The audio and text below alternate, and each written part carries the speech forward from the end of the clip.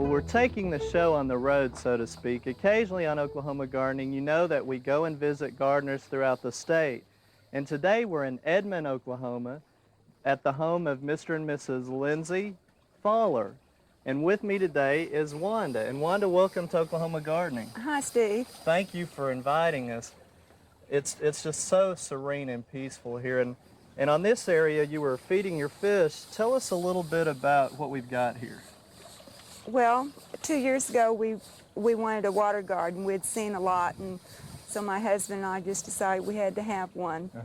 You spend a lot of time out here? Yeah, we enjoy the fish. We really do. This used to be kind of the bad part of our yard. We couldn't get the grass to grow or anything, and now it's one of our favorite places. And that's because of all the shade, I guess. A lot of shade and trees, that kind of thing. Well, Wanda, you've got how much acreage or 1,000 square feet? What are we talking about We've here? got 2 acres. 2 acres, okay. Now, the reason we found out about you, you're known for your perennials and annuals and flowers and that kind of thing. Your fish pond is great, but I'd like for you to take me around the north side of your house on the deck, and let's see some of your other plants and those kinds of things. Okay, I'd love to.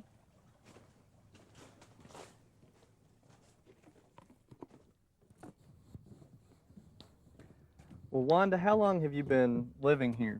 Well, we've lived here 13 years. And I guess all the gardens are kind of a gradual process, aren't they? Yeah, they just kind of started out with one little bed and kind of worked up to this. Every year we kind of add something. Well, that makes it fun, though, and that way you can afford to do it, too, a little bit at it.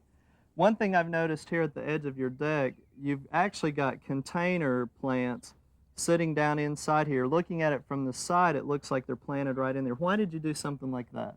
Well, it saves on soil, and it also keeps, if you put the soil against the deck, it'd rot the wood. Okay, so it'll last a little longer. Well, it's a nice color. People don't think about using massa white color, but it really is attractive.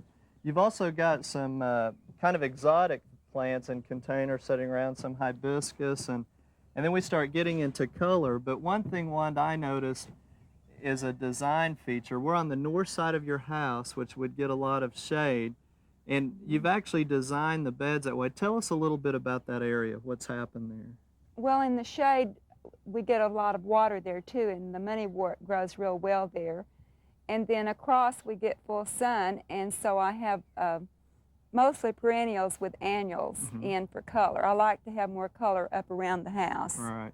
And that's a good point for the viewers. Most of the time we try to put the plants up close to the house. You've just used a ground cover with the sidewalk to pull the bed out away from the house, away from the shade, and then you've got it in full sun, and then it's a great design there with no corners, and it's just really attractive. Well, we've kind of insinuated the color and what there is to expect. Let's go look at some of the other varieties now that you have. Okay. Well, Wanda, this is your island bed where you have your seedling daylilies, and you tell me your daylilies are your favorite perennial. What do you mean, though, by seedlings? Well, these in this bed are all daylilies that I've started from seed, and so they're all different. And basically, you're taking 2 parents and crossing them. Why don't you show us how you do that? Well, you take the pollen off of one daylily. The pollen's dried because it's so late, but early in the morning you take the pollen, and then you'd put it on to the other daylily. Then I mark what I've crossed with what and put a little tag on it, and then the seed pod forms.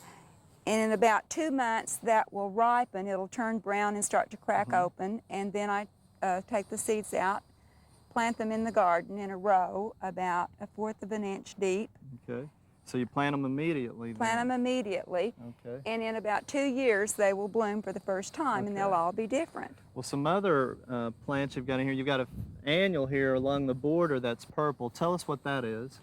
This little purple flower is Nerimbergia. It's a wildflower, and once you have it, it comes up from seed. Okay, and then the yellow one is one of your favorites too, isn't it? Yes, I really like it. It's Coreopsis moonbeam. It's a threadleaf Coreopsis, and it blooms all summer. Okay. Well, Wanda, you've got other beds of just, it looks like hundreds of perennials that border your woods, and you've kind of got an English area, and you've just got so many favorites we couldn't cover all the time. But it's starting to get warm enough now. Why don't we go take a look at the shade garden? I think it's pretty good timing to get under the shade and get away from this heat. Okay, Steve, let's do. Well, Wanda, it is definitely about 10 to 15 degrees cooler in this wooded area.